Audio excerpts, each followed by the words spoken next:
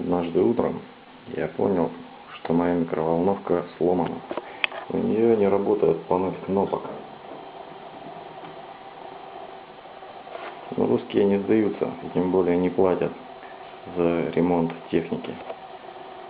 Тем более, что где-то завалялась старая компьютерная мышь. Теперь микроволновка работает так.